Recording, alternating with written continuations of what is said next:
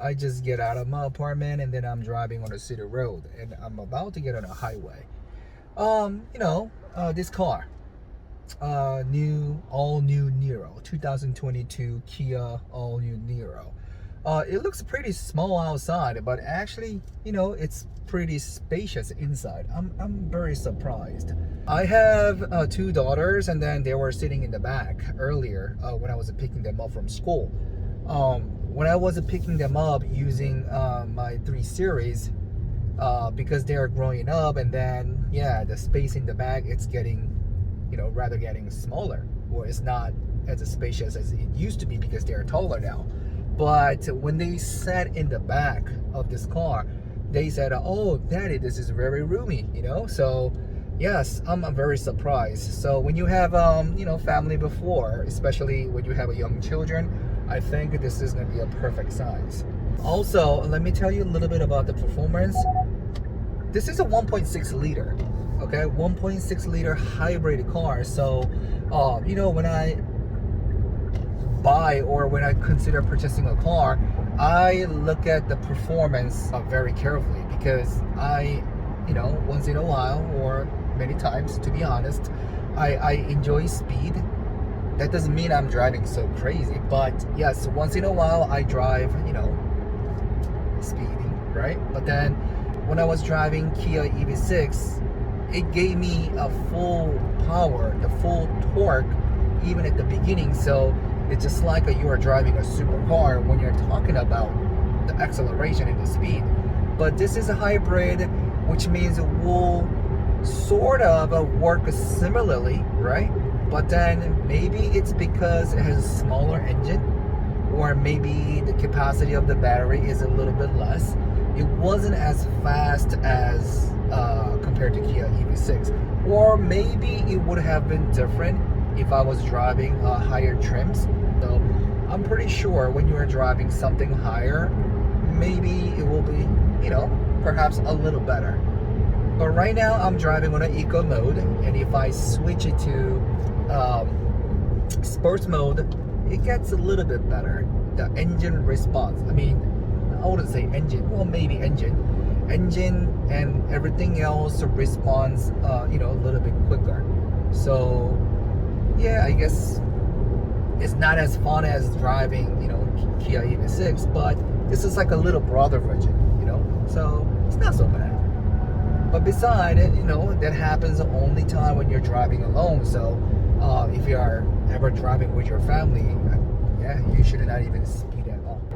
One amazing technology that I would like to tell you is that even long time ago, when you are having a cruise control, your car used to be it, but now it's another level.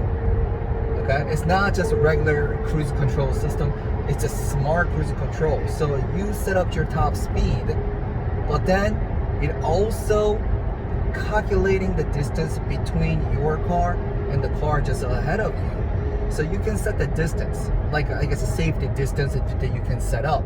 So right now I set up the cruise control at 100 kilometers per hour for the top speed, but then because there's a car ahead of me, it is keeping the certain distance.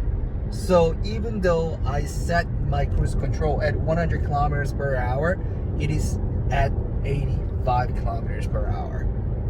So I guess the car ahead of me is going a little bit faster.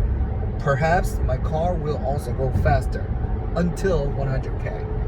But because there are a few cars ahead of me, and it's keeping its own distance, so I think it's pretty cool.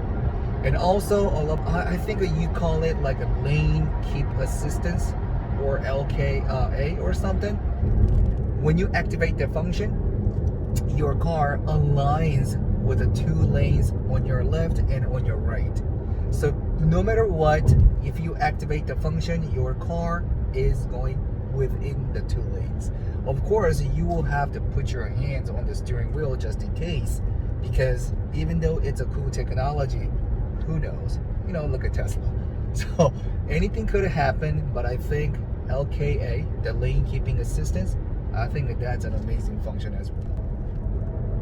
Hyundai and Kia cars these days are so great. You know, it's getting up there these days. Seriously, like I'm a JDM, fanatic.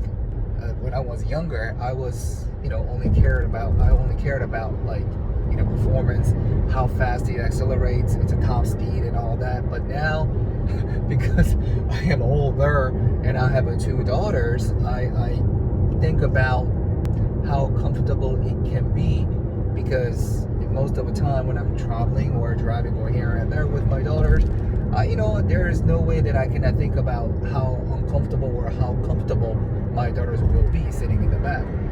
So I personally like compact and mid-sized car, like a 3 Series or Avante, a Honda Civic, that kind of size. But now I'm looking at a little bit bigger, cars, because my kids are growing up. My plan was to purchase 5 Series, specifically 530e, because that's also a hybrid model, right? But now, being an editor at a Cardi Global, and then I get to chances to drive a few electric cars, hybrid cars, gasoline cars. Oh man, I have so many more options to choose from. So what I'm amazed is that Kia cars and Genesis and Hyundai, all these cars are getting so much better compared to the past. Because even early 2000s, Hyundai used to be, it used to be a piece of shit cars, but now, man, we're living in the 2020s, the Hyundai is actually doing better than Japanese cars, to be honest with you. So it's not as expensive as German premium cars, right? But then it has pretty much every function that premium cars have.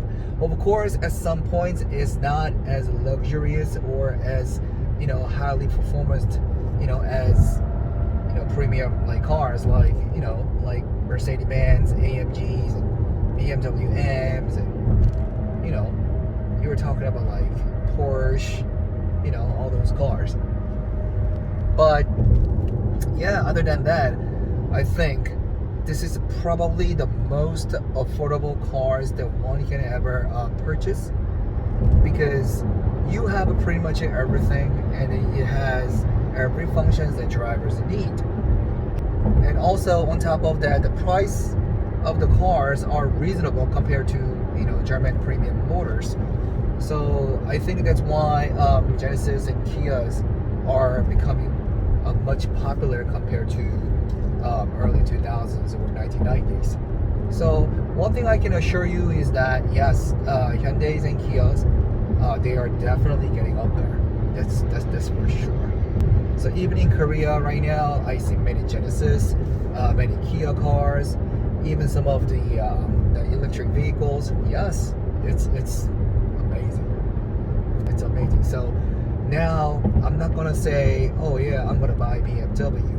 I have many more options to choose from. So I'll make sure to test drive all the possible options that I have, and I want you to do the same.